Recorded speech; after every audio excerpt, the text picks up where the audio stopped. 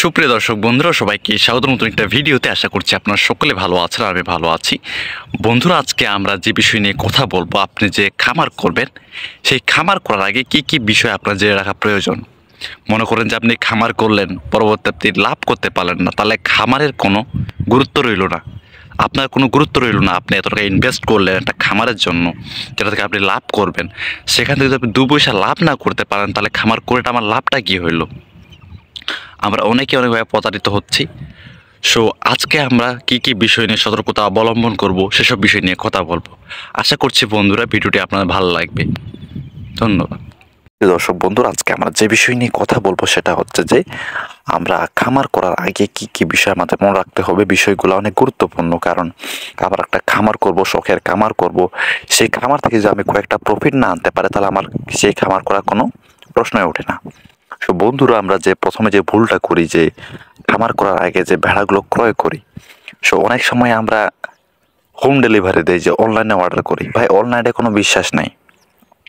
আপনি একটা বাজারে যাবেন, নির্দিষ্ট বাজারে যাবেন, বাজার থেকে যে একজন ভালো ভেড়া চিনে বা গাড়ল চিনে বা ক্রস গাড়ল চিনে, তাই একজন নিয়ে যাবেন।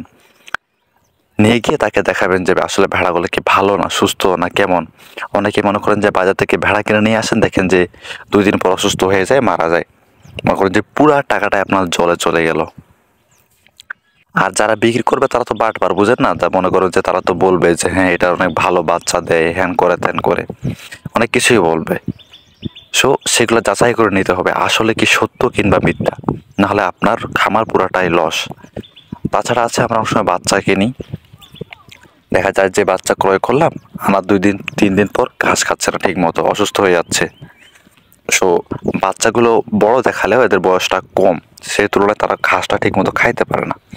সো ইভেন এগুলো চেক করে রাখবেন।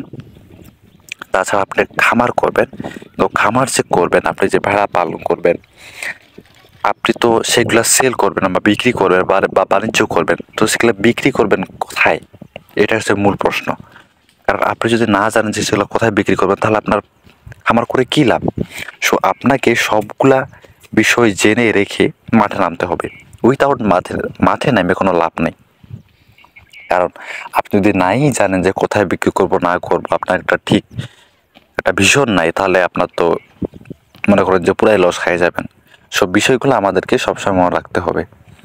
তাছাড়া অনেক সময় দেখা যায় যে আমরা প্রতারণার ফাঁদে পড়ি, সেগুলো থেকে আমাদেরকে সতর্ক রাখতে হবে। আশা করছি বন্ধুরা আপনাদের কাজে আসবে। ধন্যবাদ। বন্ধুরা, এই ছোট্ট ভিডিওটা যদি আপনাদের উপকারে আসে থাকে, তো অবশ্যই ছোট ভাইয়ের প্রতি স্নেহ রেখে চ্যানেলটি সাবস্ক্রাইব করে দেবেন এরকম নতুন নতুন ভিডিও পাওয়ার জন্য। দেখা হচ্ছে নতুন কোনো ভিডিওতে নতুন কিছু নিয়ে। ভালো থাকবেন, সুস্থ থাকবেন এবং সতর্ক থাকবেন। ধন্যবাদ।